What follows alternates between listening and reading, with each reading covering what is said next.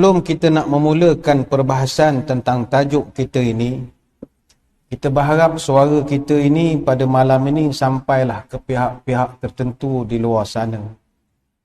Masjid Negeri sebagai sebuah masjid organisasi yang juga berfungsi sebagai whistleblower, malam ini kita secara suci hati mohon kepada cerdik pandai, warga akademia, khususnya di menara-menara Gading, pusat-pusat kajian perubatan, untuk sama-sama membantu untuk menghasilkan kajian berkenaan keabsahan SOP yang ketat di masjid pada masa ini.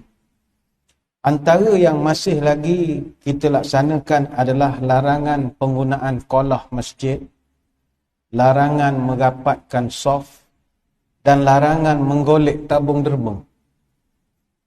Sebenarnya nurani kita, bukan di pihak masjid, saya ingat jemaah pun sama, nurani kita menjerit-jerit.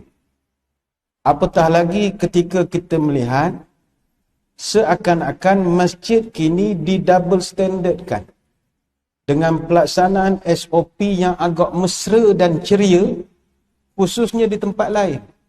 Di restoran, pasar malam, gelanggang futsal, dalam kapal terbang, hari penamaan calon. Tapi bila masjid, itu alasan klise yang digunakan, oh kita tidak mahu mewujudkan kluster masjid. Kita tidak menentang SOP, tidak. Tapi kita harap suara kita ni sampai kepada orang-orang cerdik pandai di luar sana, terutamanya orang-orang di universiti. Kerana kita tidak menentang SOP. Bahkan sejak diperkenalkan perkataan SOP di masjid kita 18 Mac tahun 2020 sampai malam ini, tepat 6 bulan 5 hari, 189 hari, masjidlah jadi frontliner yang paling depan sekali mempertahankan prosedur ini, dan yang paling teruk dikecam oleh jemaah.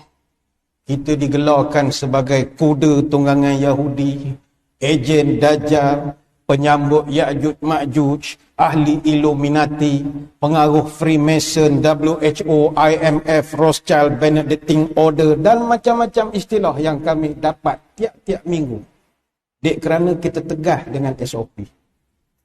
Kita tidak menentang. Cuma malam ni kita merayu cenderik pandai, cendekiawan kita di universiti bantu kami.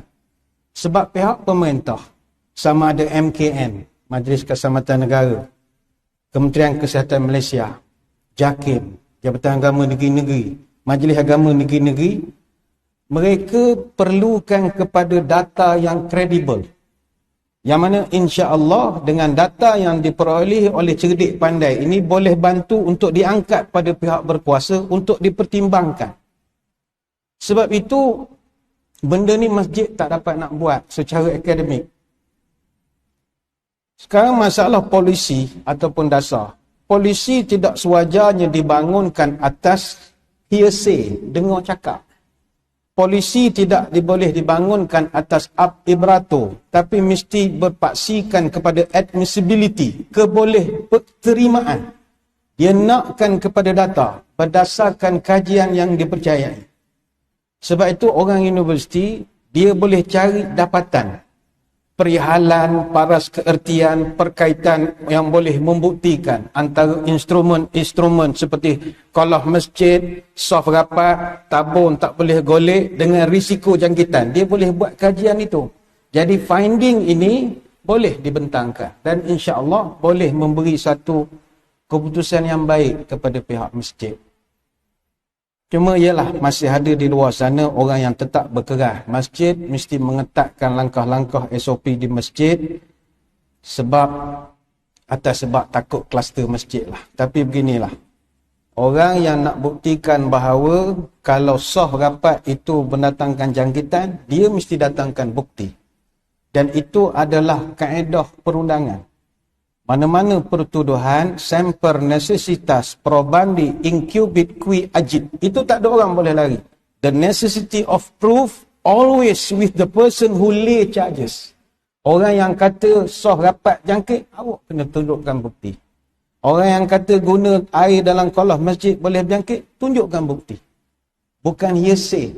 Dan ini kita tak dapat buktikan, melainkan kita merayu kerjasama daripada cerdik pandai kita di universiti. Kita ada pakar perubatan bertaraf dunia, mereka boleh buat kajian klinikal. Masjid kita bersedia menjadi tempat buat kajian. Buatlah ukur 1 meter berapa ekor kuman ada. Jarak setengah meter berapa ekor kuman ada. Silakan. Maka finding itu boleh menyelesaikan banyak kemelut. Sekali lagi, kita tidak menentang SOP. Bahkan kitalah frontliner paling depan menjaga SOP ini. Baik, selesai. Ini bukan nak batu api. Tidak. Ini nak merayu. Moga suara kita sampai keluar sana. Kita ngaji semula lah ya. Kan menjadi batu api pula nanti. Tajuk kita malam ni batu api.